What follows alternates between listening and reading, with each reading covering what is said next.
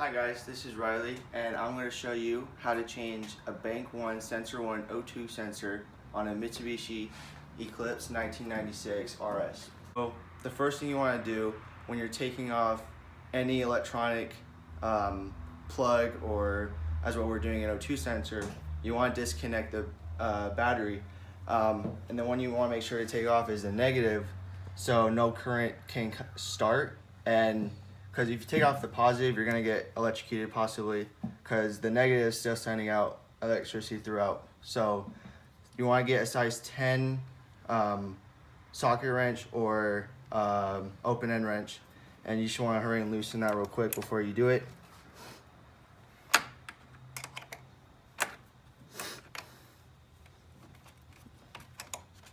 And then you want to place this somewhere where it won't touch the battery at all. So I tend to put it right here just so it stays out of the way.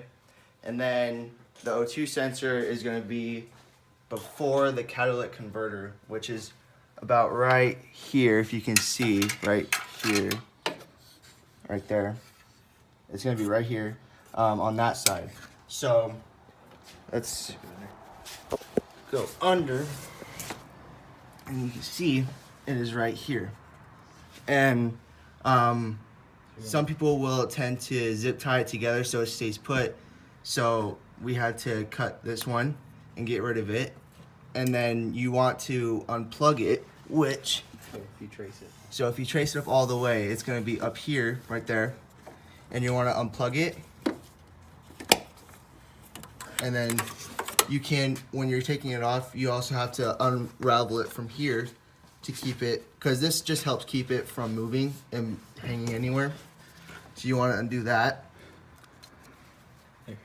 So another way you can do this, because people tend to go to the shop and get one of those sockets that has the wire holder, what you could do instead, if you don't have the right socket to do it, you can either cut it with this and use a 7/8 deep socket, or you can use the crow's feet little socket right here and get around it to undo it like that.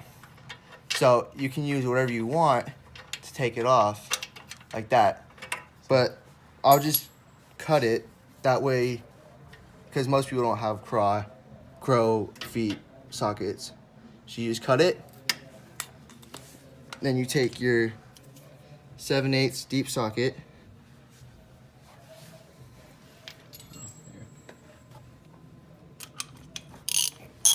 and then you're gonna loosen it, make sure it fits over it exactly, and you're just gonna loosen it.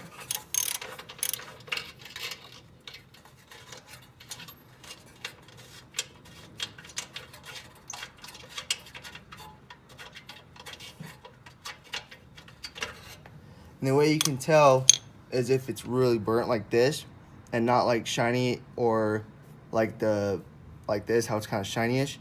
And if it's burnt, you can tell that's bad. So when you replace it, you need to also make sure nothing gets inside.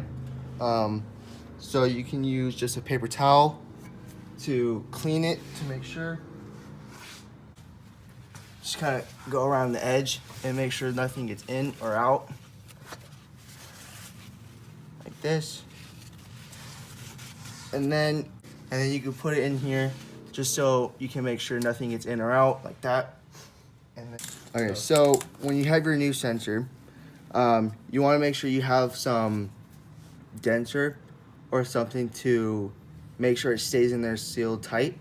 And then another thing you can check is if the plugs look exactly the same inside. So like, see here, it has 2 white and 1 black and 1 gray. And you got the 4. Yeah. Let me see the other one. And you've got the 4. And you can see like the 2 white, the 1 black and 1 gray around there. And then another thing, if you're not 100% sure, is the lengths. So the length of them also determines if they're the same or not. So if they're around the same length, that means you're good. And then what you're gonna do, you're gonna do the paper towel to make, just so we didn't get anything inside. You're just gonna twist it on in, like so. And then you wanna make sure it's not too tight to where you can't snug it on. And then we're gonna use the crow feet socket. Which you could use an open end wrench. Or you can use an open end wrench to put it on. Tighten it on, but you don't want to make sure it's not too tight to where you won't be able to get it off. So you just want to have a nice snug, just to make sure, like that. There we go. And then we're gonna go back up the top and plug it in, and then make sure everything works. Okay, so now that we got the two wires, or the wire up here, the way you want to make sure it goes on right is if you see this little black little triangle piece and these two little triangle pieces here, and they want to line up just the same.